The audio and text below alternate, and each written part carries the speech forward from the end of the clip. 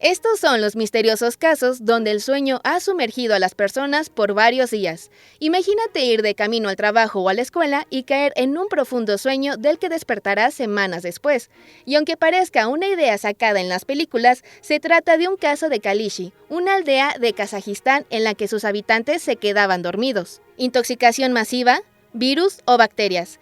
Ninguna de estas, y aunque parece un cuento de ciencia ficción, los habitantes de la aldea sufrían de este extraño fenómeno, que era similar a la narcolepsia, un trastorno neurológico que causa ataques de sueño repentinos, pero que parecía ser contagiosa. Antes de seguir con el tema, te invito a que sigas mbsnoticias.com, donde descubrirás más historias como esta.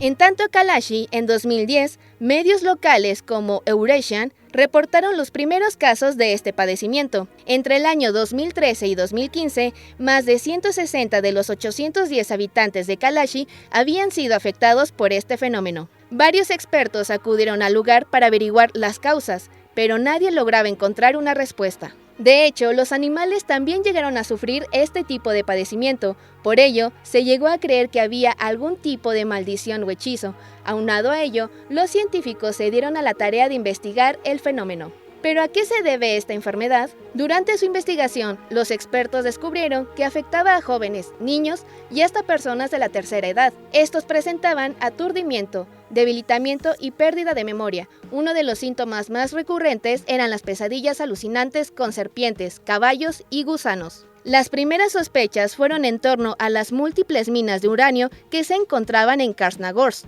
un pueblo fantasma y frontera de Kalashi, que había sido abandonado después de la caída de la Unión Soviética. Recordemos que en la URSS, en la década de los años 60 hasta principios de los 90, los locales trabajaban extrayendo este elemento químico. Tras el colapso de la Unión, la mina se cerró y los pobladores fueron abandonando Krasnogorsk con el transcurso del tiempo hasta quedar deshabitado. Allí se encontraban las minas de uranio que liberaban monóxido de carbono en el aire con niveles elevados. Sin embargo, no eran pruebas contundentes. Y a todo esto, ¿cómo se emite el monóxido de carbono con tanta fuerza si las plantas habían sido abandonadas? El científico Lukashenko explicó que el uranio no tiene nada que ver con eso, ya que se usaron un montón de estructuras de madera cuando la mina estaba en funcionamiento. Después se cerró y se llenó de agua, mientras la madera entró en contacto con el líquido que se produjo del monóxido de carbono. De esta manera, el cobalto se filtró en la atmósfera poco a poco y causó el extraño fenómeno, por lo que las familias fueron evacuadas de la aldea. Según datos del Clarín, en 2021 se registraron 583 familias que aún vivían en la aldea. Sin embargo, a raíz de los acontecimientos, muchos se mudaron a pueblos cercanos gracias a un programa de reasentamiento. Para septiembre de 2020, la organización Radio Free Europe y Radio Liberty reportó que quedaban solo 124 familias en la localidad, de las cuales se esperaba la ayuda económica prometida por el Estado para poder subsistir. Pero este no es el único misterio donde las personas caen en un largo sueño. También ocurrió otro caso muy similar en Suecia. El padecimiento fue nombrado como el síndrome de la resignación, y esta enfermedad se dio a conocer por el concurso World Press Photo. Básicamente, esta afección es como estar muerto en vida, y debes saber que no solo se ha visto en Kalashi, sino también en niños y adolescentes refugiados en Suecia. Este fenómeno fue retratado por el fotoperiodista Magnus Winman, quien logró un premio en el World Press Photo en la categoría Gente en 2018. Y que retrata a dos adolescentes alimentadas por sonda y dormidas en un centro de refugiados en Suecia. Estas dos hermanas se mostraron en un estado catatónico que a veces puede durar meses o años. Así como ellas, cientos de adolescentes las sufren en las familias refugiadas en el país sueco. Las fotografías de las pequeñas Blancanieves sumidas en un profundo sueño fueron tomadas el 2 de marzo de 2017 en Suecia. Ambas son refugiadas. Del 1 de enero de 2003 al 31 de abril de 2005, se informaron que las 6.547 solicitudes de asilo presentadas por niños de 0 a 17 años en Suecia en 2004, 2.8% fueron diagnosticados con esta enfermedad. A pesar de que existen las sospechas de que los padres obligan a sus hijos a fingir que están enfermos para que se les conceda el permiso de residencia. En 1998 se observó el primer caso de síndrome de resignación en Suecia.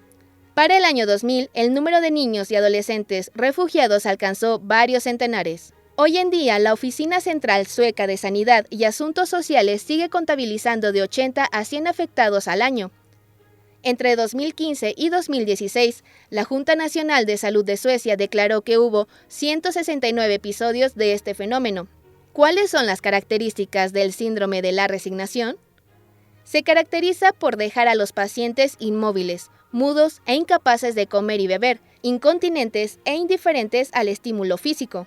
De hecho, se llegó a redactar una guía médica sobre este trastorno. Los primeros síntomas eran el dejar de hablar y de comer en absoluto.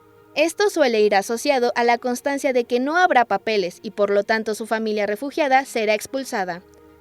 Cabe mencionar que los niños que la sufren no padecen ningún problema físico ni neurológico, pero caen en este inexplicable coma que, según Goran Bodgaard, director de la Unidad Psiquiátrica para Niños del Hospital Universitario Karolinska en Estocolmo.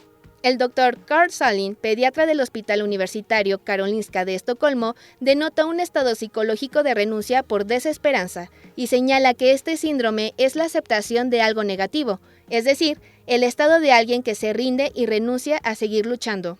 El mayor punto en común entre los cientos de casos que se han registrado en Suecia desde el 2004 es ser refugiados procedentes de países de la antigua Unión Soviética y de la región de los Balcanes. También por haber vivido una situación muy dura y tener en el aire el permiso de residencia después de haber llegado hasta ahí. En tanto a ti, ¿crees que las personas que se quedan dormidas en Kazajistán realmente sea por el síndrome de la resignación? Cuéntanos en los comentarios. Si te interesa saber más sobre este padecimiento, visita mbsnoticias.com. Yo soy Maciel Ágreda y nos vemos en un siguiente video.